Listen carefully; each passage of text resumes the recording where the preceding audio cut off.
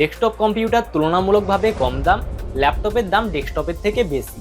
একই কনফিগারেশনের অর্থাৎ একই প্রসেসর থাকছে, একই র্যাম, একই মাদারবোর্ডে ডেস্কটপ কম্পিউটারের আপনার যে দাম আসবে তার থেকে ল্যাপটপের দাম বেশি হবে। পারফরম্যান্স, ডেস্কটপের পারফরম্যান্স খুব ভালো, ল্যাপটপের মাঝারি ধরনের। ডেস্কটপের আকার অনেক বড়, ওতে যে ইলেকট্রনিক কম্পোনেন্টসগুলো ব্যবহার করা হয় তা ল্যাপটপের তুলনায় অনেক বড় হওয়ার কারণে এর পারফরমেন্সটা বেশি হয়। ল্যাপটপে ওই সব সার্কিটগুলোকেই কম্প্রেস করে কম্প্যাক্ট করে ছোট জায়গার মধ্যে করা হয়, তাই জন্য এর পারফরমেন্সটা মাঝারি হয়। ব্যাটারি, ডেস্কটপে কোনো ব্যাটারি নেই, ল্যাপটপের সঙ্গে ব্যাটারি থাকে। ডেস্কটপে আপনি বিভিন্ন পাওয়ারের ব্যাটারি লাগাতে পারেন, 600 VA, 1 kVA এই টাইপের বহু ধরনের ব্যাটারি লাগাতে পারেন এক্সট্রাভাবে। ফোর্থ পয়েন্ট হচ্ছে রিপেয়ারিং বা আপগ্রেড। ডেস্কটপের রিপেয়ারিং এর খরচা কম হয়, ল্যাপটপের রিপেয়ারিং খরচা বেশি থাকে।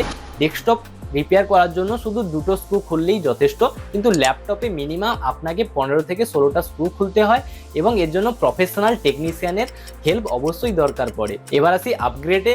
আপগ্রেড করার জন্য ডেস্কটপে অনেক অপশান থাকে আপগ্রেডের জন্য, কিন্তু ল্যাপটপের আপগ্রেড যথেষ্ট সীমাবদ্ধ।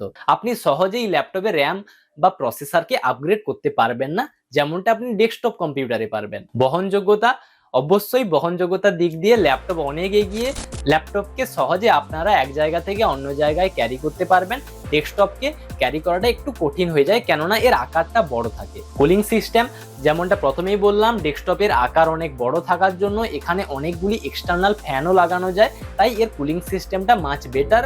কিন্তু ল্যাপটপ কম্প্যাক্ট হওয়ার জন্য এর কুলিং সিস্টেমটা খুব একটা ভালো হয় না। কুলিং এর জন্য এক্সট্রা করে আপনি ল্যাপটপের নিচে কুলিং প্যাড লাগাতে পারেন। এতক্ষণ যে 6টা পয়েন্টে আমি তুলনা করলাম সেটা থেকে বুঝতেই পারছেন যে আপনার প্রয়োজন অনুসারে আপনাকে চুজ করতে হবে কোনটা আপনার জন্য সঠিক। যদি আপনি স্টুডেন্ট হন, অনলাইনে ক্লাস করেন, কলেজে কম্পিউটার নিয়ে যাওয়ার প্রয়োজন পড়ে, তো ল্যাপটপ আপনার জন্য সেরা বন্ধু। যদি আপনি গেম খেলেন, গ্রাফিক্স ডিজাইনিং করেন, এডিটিং করেন, তাহলে আপনার জন্য ডেস্কটপ পারফেক্ট। ব্যবসায়ীদের জন্য ল্যাপটপ ও ডেস্কটপ দুটোই ভালো, শুধু আপনাকে দেখতে হবে আপনি যে জায়গায় রাখবেন সেখানে স্পেস কতটা আছে ও আপনার কর্মপদ্ধতি কেমন। আপনার যদি বাজেট কম থাকে তো একটা ভালো কন্ডিশনে রিফারবিশড ডেস্কটপও নিতে পারেন আপনি। ল্যাপটপ কিনলে ব্যাটারি ব্যাকআপ কেমন তা অবশ্যই দেখে নেবেন। কম্পিউটার ল্যাপটপ কিনতে যাওয়ার আগে র্যাম কত আছে ওটার, প্রসেসর কি আছে, SSD আছে না হার্ড ডিস্ক আছে, এ সব কিছু আপনি যাচাই করে নিন। যদি আপনি কম্পিউটার কেনার পুরো টিউটোরিয়াল ভিডিও দেখতে চান তো আমাদের চ্যানেলে অলরেডি ওই ভিডিওটা আছে, যার লিঙ্ক উপরে আই বাটন